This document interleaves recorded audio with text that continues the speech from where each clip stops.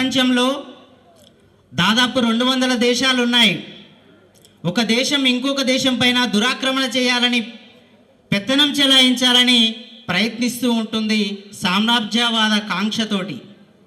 America ప్రపంచాన్ని గుప్పెట్లో పెట్టుకోవాలని చూస్తూ ఉంటుంది. జర్మనీ సాంకేతిక విజ్ఞానాన్ని కలిగి ఉంటుంది. అనేక దేశాలు ఒక్కొక్క రకమైనటువంటి ప్రత్యేకతను కలిగి ఉంటాయి. భారతదేశాన్ని అనేక మంది అవహేళన చేశారు. ఇక్కడ కోతులు నివసించేటటువంటి దేశం అన్నారు, పాములను పూజించేటటువంటి దేశం అన్నారు. అవహేళన చేసేటటువంటి సందర్భంలో ప్రపంచానికి ఒక గొప్పనైనటువంటి సందేశాన్ని ఇచ్చినటువంటి మహాత్ముడు వివేకానందుడు. ప్రపంచంలో నా సనాతనమైనటువంటి ధర్మం లేకపోతే ఇలా ప్రపంచంలో ఉన్నటువంటి అన్ని మతాలు దేశాలు కుప్పగూలిపోతాయి. ఆ పునాది భారతదేశం, నా హిందూ మతం అని చెప్పినటువంటి వ్యక్తి స్వామి వివేకానంద. అద్భుతమైనటువంటి ప్రసంగం, అందరూ కూడా ఆయనకు అభిమానులు అయిపోయారు. తర్వాత ప్రసంగం అయిపోయిన తర్వాత ఆయన వెళ్తూ ఉంటాడు, రోడ్లో వెళ్తూ ఉంటే అందరూ వచ్చి పెద్ద పెద్దటువంటి వాళ్ళు, లండన్ అమెరికాలో ఉన్నటువంటి పెద్ద పెద్ద వాళ్ళు వచ్చి మాట్లాడుతూ ఉంటారు. అరే మీ దగ్గర ఇంతమంది నాలెడ్జ్ ఉంది, మీరు చూస్తే సామాన్యమైనటువంటి బట్టలు ధరించారు, ఒక జెంటిల్మెన్ మీరు బట్టలు ధరించారంటే అని చెప్తాడు Swami Vivekananda. A tailor makes a gentleman in your country, character makes a gentleman in our country అని చెప్పి. మీ దేశంలో టైలర్ కుట్టినటువంటి బట్టలు వేసుకుంటే, మంచి సూటు బూట్ వేసుకుంటే వాడు జెంటిల్మెన్ అవుతాడు. కానీ నా దేశంలో క్యారెక్టర్, వ్యక్తిత్వం ఉన్నటువంటి వ్యక్తి మాత్రమే జెంటిల్మెన్ చెప్పినటువంటి వ్యక్తి స్వామి వివేకానంద. అనేకమైనటువంటి అంశాలు ఉన్నాయి. ఒక మంచి అందమైనటువంటి అమ్మాయి వస్తుంది, వచ్చి స్వామి వివేకానంద మీ దగ్గర అద్భుతమైనటువంటి నాలెడ్జ్, నీలాంటి కొడుకుని నాకు కనాలని ఉంది, మన ఇద్దరం పెళ్లి చేసుకుందామని అడుగుతుంది. ఎందుకు పెళ్లి చేసుకుందాం అంటే, నీలాంటి మంచి నాలెడ్జ్ ఉన్నటువంటి కొడుకుని కనాలని ఉంది. అరే ఎందుకమ్మా నాలాంటి కొడుకు కావాలంటే 30, 25, 30 సంవత్సరాలు అయితే అంతసేపు ఎందుకు వెయిట్ చేస్తామమ్మా, నన్నే నీ కొడుకు అనుకో అని చెప్పినటువంటి వ్యక్తి స్వామి వివేకానంద. అలా చాలా విషయాలు ఉన్నాయి, మాట్లాడుతూ పోతే చాలా అంశాలు వస్తాయి. ఈ మధ్యలో మనం చూసాం, ఒక 15 సంవత్సరాల కింద పెద్దవాళ్ళకి మాత్రమే తెలిసి ఉంటుంది. భారతదేశం అంటే ఇంతకుముందు అక్క కూడా చెప్పింది, నాగుపాములు ఆడించుకునేటువంటి దేశం అనేటువంటి దేశము ఆ రకంగా ఉండేది. 15 సంవత్సరాల కిందటి వరకు కూడా భారతదేశం అంటే స్కాముల దేశము, అవినీతికి నిలయము, రోజు ఒక అవినీతి బయటపడతా ఉంటుంది అని చెప్పి 15 సంవత్సరాల కిందటి వరకు కూడా ఆ విధంగా ఉండేది. అన్నా హజారేని చూసాం, అవినీతికి వ్యతిరేకంగా ఉద్యమం చేసాడు. ఆయన ఆర్మీ నుంచి రిటైర్ అయిన తర్వాత ఆయన ఊరికి వెళ్తాడు, ఇంటికి వెళ్తాడు. ఆయన బంధువులు ఎవరు ఉండరు, వాళ్ళ భార్య లేకపోతే ఇంకెవరు ఉండరు. అరే ఎందుకు ఈ జీవితం, నేను రిటైర్మెంట్ అయిన తర్వాత నా జీవితం ఎందుకు, నేను సూసైడ్ చేసుకోవాలా, ఆత్మహత్య చేసుకోవాలా, ఈ జీవితం వేస్ట్, నాకు ఏజ్ అయిపోతుంది, ఎందుకోసం అని చెప్పి రైల్వే స్టేషన్కి పోయేసి ట్రైన్ కింద తలకాయ పెట్టి చనిపోదాం అనుకుంటాడు. అన్నా హజారే మీరు ఏంటంటారు, దేశమంతా ట్రైన్ లేట్ వస్తుంటే ఆడ పుస్తకాలు అమ్ముతుంటారు, చిన్న పుస్తకం. అరే ఇంతసేపు ఏం చేయాలని చెప్పి స్వామి వివేకానంద పుస్తకం తీసుకొని చదువుతాడు. 5 నిమిషాలు 10 నిమిషాలు ఒక 10 పేపర్లు ఉంటుంది. అది చదివిన తర్వాత నా జీవితం వృధా కావద్దు, నా జీవితానికి ఏందో పరమార్థం తెలిసిందని చెప్పి ఆయన బయటకు వచ్చి అవినీతికి వ్యతిరేకంగా ఈరోజు దేశంలో ఉన్నటువంటి యువతను అందరినీ కూడా ఏకం చేసినటువంటి వ్యక్తి అన్నా హజారే.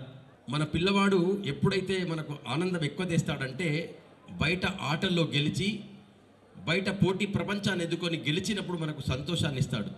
పుత్రోత్సాహము తండ్రికి పుట్టదు, పుత్రుడు జన్మించినప్పుడు. జనుల ఆ పుత్రుని కనుగొని పొగడగా, నాడు పుత్రోత్సాహము పొందుర సుమతి అని చిన్నప్పుడు చదువుకున్నాం మనం. అలా భరతమాత కన్న బిడ్డ స్వామి వివేకానందుడు.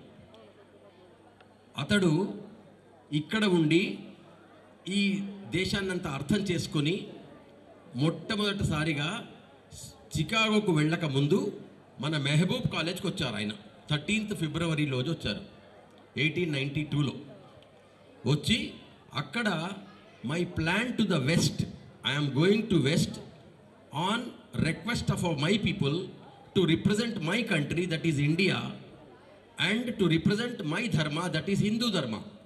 So I want to test my communication skills here అని చెప్పి మెహబూబ్ కాలేజీలో 1000 మంది విద్యార్థుల ముందు ఉపన్యసించారన్నమాట. అది అతనికి ఒక ఆత్మవిశ్వాసాన్ని ఇచ్చింది.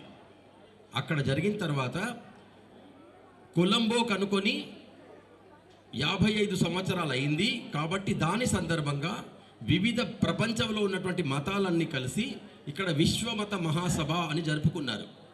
ఆ సభలలో ప్రతి ధర్మానికి చెందిన వాళ్ళందరినీ కూడా రమ్మని ఆహ్వానించారు. మన ధర్మానికి సంబంధించినటువంటి మన దేశం నుంచి కూడా చాలామంది నాయకులు వెళ్ళారు.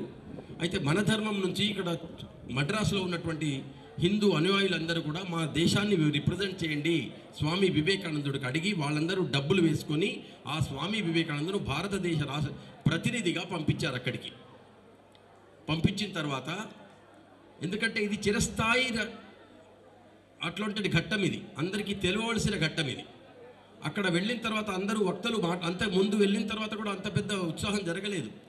అతనికి అక్కడ ఉన్నటువంటి ఆ ప్రొఫెసర్ రాసిచ్చినటువంటి ఒక లెటర్ రాసిచ్చారు, recommendation letter to participate in the Chicago Parliament of Religions అని. కానీ ఆ లెటర్ ఆయన పూడగొట్టుకున్నారు.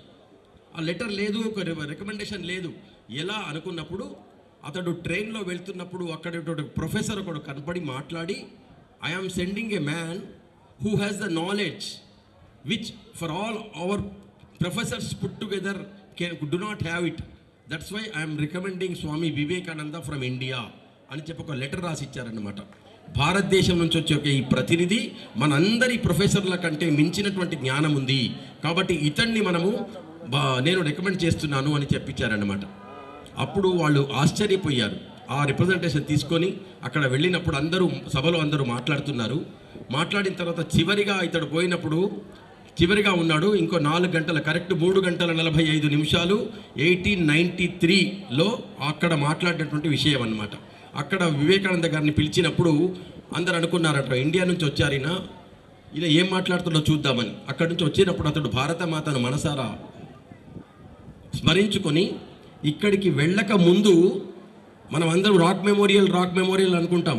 ఆ రాక్ మెమోరియల్ ఉంది కదా అక్కడ, అది శ్రీపాద శిల అనేటువంటి పార్వతీ అమ్మగారు చేసినటువంటి శిల పైన నేను అక్కడికి వెళ్ళి నా భారతదేశాన్ని గురించి నేను ఏం చెప్పాలి, నా భారతదేశం ఎంత గొప్పగా ఉండింది, ఇప్పుడు ఎంత అవస్థ పరిస్థితి ఎందుకయింది, నేను ఏం చెప్పాలని చెప్పి ఆలోచించి 3 రాత్రులు 3 పగలు ఆలోచించి అక్కడ స్వామి రాక్ మెమోరియల్ రాక్ పైన మెడిటేషన్ చేశారనమాట. అది భారతదేశము భరత మాత పైన.